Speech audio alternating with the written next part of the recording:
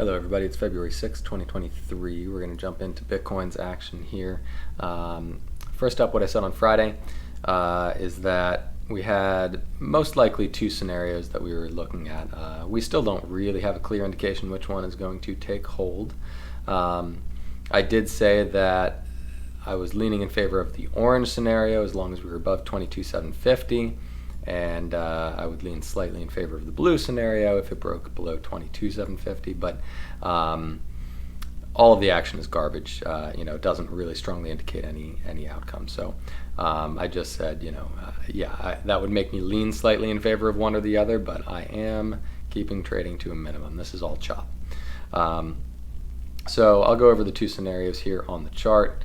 I should have modified orange as well. Orange has the possibility that the wave 4 is actually not even complete yet. We could still be in it. I'll go over that as well.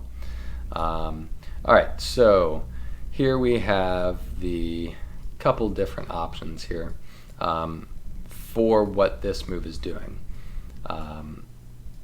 First one, the blue scenario, and you can see on here is that we have wave 1, wave 2, 3, 4, and 5 all in place, that being the top of wave 5 there.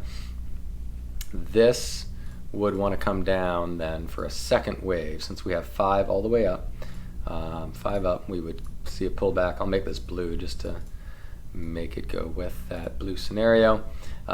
We would see a big decline down into that blue zone to find support somewhere in this like 18 to 20.4K area. Now I said that would become most likely if we broke below 22,750, which it did briefly do, but it was nothing more than wicks. You can see we didn't even have an hourly close there, so it's not really a sustained breakdown, and therefore it's still kind of up in the air. If we see, some more candles kind of close below that line, that's going to raise the chances significantly that we're heading down to the 18 to 20 area. As it stands now, the orange scenario, let me back up here. The orange scenario is that we actually only had 3 waves up into this area instead of 5. 1 and 2 are the same, 1 and 2, but then this is all part of 3. Or arguably even this could still be part of 3, potentially. And then we've got this 4 that is happening and or already happened. It's unclear. It is a possibility, as I said in the intro, that wave 4 is still ongoing, meaning we need to come down here because we didn't actually visit that area. We kind of missed it here. So it's possible that this is all like A, B, and we're going to make a C wave down into that area and still make another move up then from there. On Friday, I had laid out kind of what the path would be up for this 5th wave target. And this is valid kind of regardless. If it comes down here and finds support, it should go there, or if it just goes immediately upwards, it should go there. 25.3 to 26.8 is the target for that. And in the micro I had laid out, it kind of looked like the action was corrective right here. So I was looking at this to be our wave 1 as an ABC. This is an ending diagonal, so this is ABC and a 1.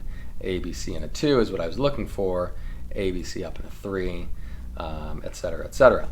Obviously we've come down quite low. We didn't break down below this low, so I suppose technically this could still be wave 2, although it is getting very, very deep for it to be a 2. So I'm definitely less confident in this than I would be if we had started going up from here. That would have made a lot cleaner of a pattern, but it is still potentially something that could be happening right now. And let me just draw a fib extension using that as the low and see what it gives us. I would think target for 3 would be somewhere around that 1, 2, 3, 6. Big overlap with wave 4, somewhere down here most likely, and then 5 probably just gets us to the lower end of this region, 25K, maybe up to 26K, something like that. if this even plays out. Now, of course, it could reset all of that, as I said, by breaking down below that, finding support in this region instead, and then we could see a move up there, maybe in a more clear pattern. That's a possibility. So as of right now, I would still advise just being very cautious in positions, because this is, as I said, all chop. We really don't have a clear path for this to take. The risk-reward ratios for anything are pretty poor, to be honest. Now, if we look at indicators, obviously we have like PPO is kind of bottoming out here on the hourly, and we can take a look at this RSI. I have this downtrend line that it broke out of earlier today when we saw that little mini pump, and then it came back down and retested that line. So this is the one thing that's making me think maybe it still does have a chance to go up.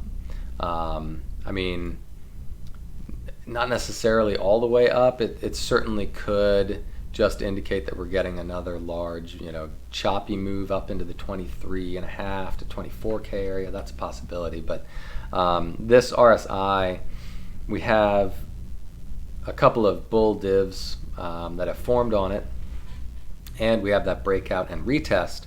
And so I kind of am leaning very slightly in favor of not moving immediately down anyway.